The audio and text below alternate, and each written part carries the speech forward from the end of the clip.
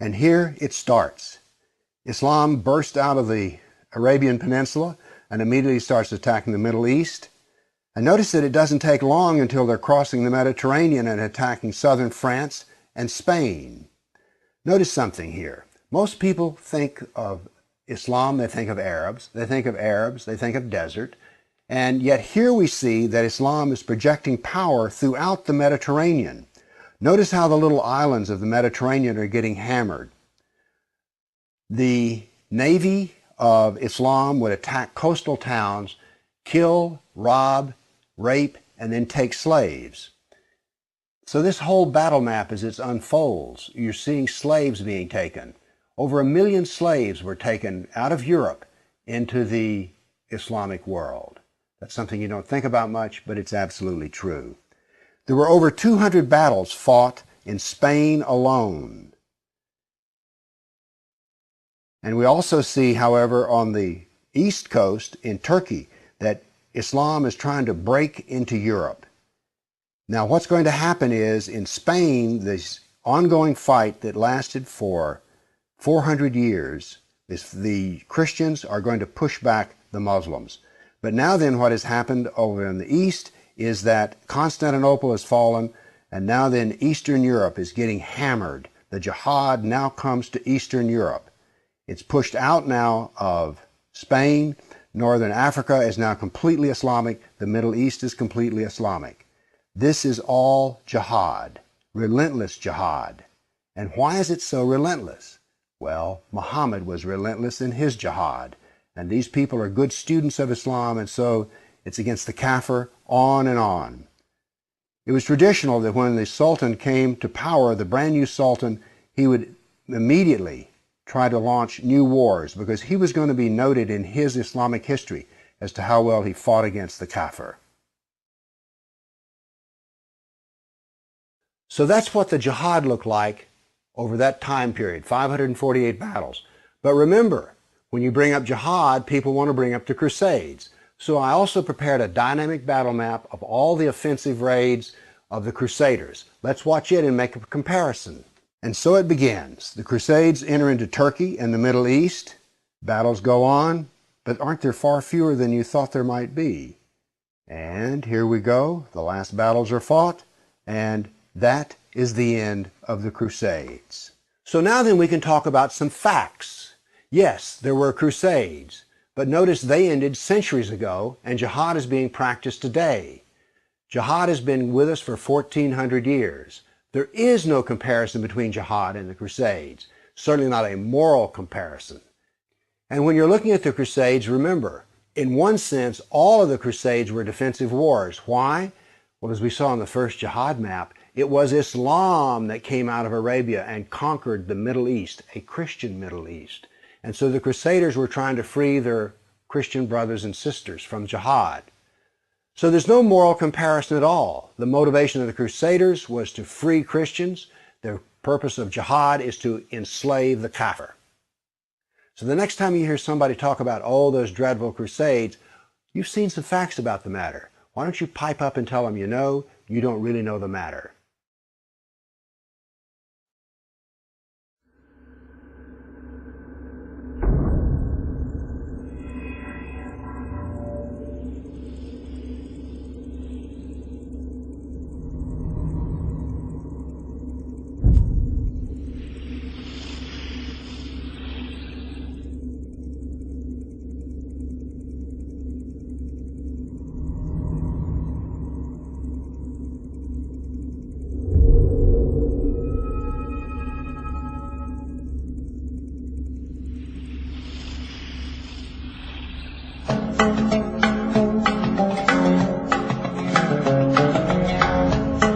According to research, in order for a culture to maintain itself for more than 25 years, there must be a fertility rate of 2.11 children per family. With anything less, the culture will decline. Historically, no culture has ever reversed a 1.9 fertility rate. A rate of 1.3, impossible to reverse, because it would take 80 to 100 years to correct itself. And there is no economic model that can sustain a culture during that time. In other words, if two sets of parents each have one child, there are half as many children as parents. If those children have one child, then there are 1/4 as many grandchildren as grandparents. If only 1 million babies are born in 2006, it's hard to have 2 million adults enter the workforce in 2026. As the population shrinks, so does the culture.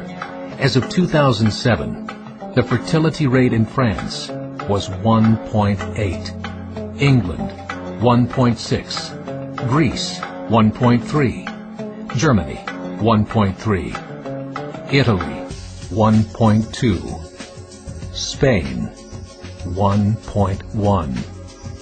Across the entire European Union of 31 countries, the fertility is a mere 1.38. Historical research tells us these numbers are impossible to reverse. In a matter of years, Europe as we know it will cease to exist. Yet the population of Europe is not declining. Why? Immigration. Islamic immigration. Of all population growth in Europe since 1990, 90% has been Islamic immigration. France, 1.8 children per family. Muslims, 8.1. In southern France, traditionally one of the most populated church regions in the world, there are now more mosques than churches. 30% of children ages 20 and younger are Islamic. In the larger cities such as Nice, Marseille, and Paris, that number has grown to 45%.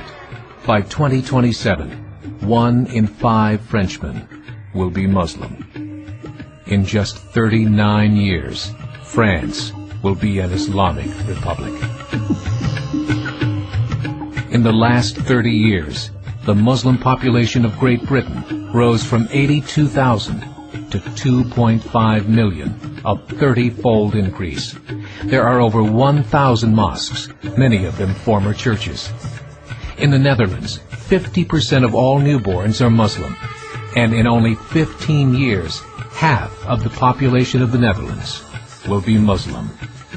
In Russia, there are over 23 million Muslims. That's 1 out of 5 Russians. 40% of the entire Russian army will be Islamic in just a few short years.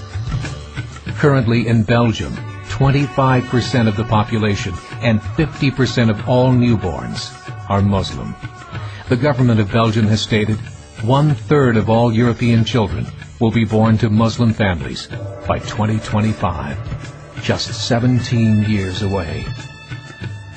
The German government, the first to talk about this publicly, recently released a statement saying, "The fall in the German population can no longer be stopped. Its downward spiral is no longer reversible. It will be a Muslim state by the year 2050. Muammar al-Gaddafi of Libya said, "There are signs that Allah will grant victory to Islam in Europe, without swords, without guns, without conquest. We don't need terrorists. We don't need homicide bombers.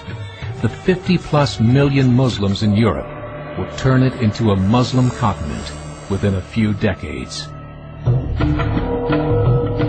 There are currently 52 million Muslims in Europe. The German government said that number is expected to double in the next 20 years to 104 million. Closer to home, the numbers tell a similar story. Right now, Canada's fertility rate is 1.6, nearly a full point below what is required to sustain a culture. And Islam is now the fastest growing religion.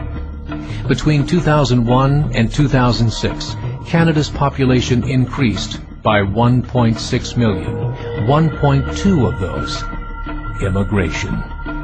In the United States, the current fertility rate of American citizens is 1.6. With the influx of the Latino nations, the rate increases to 2.11, the bare minimum required to sustain a culture. In 1970, there were 100,000 Muslims in America. Today, there are over 9 million.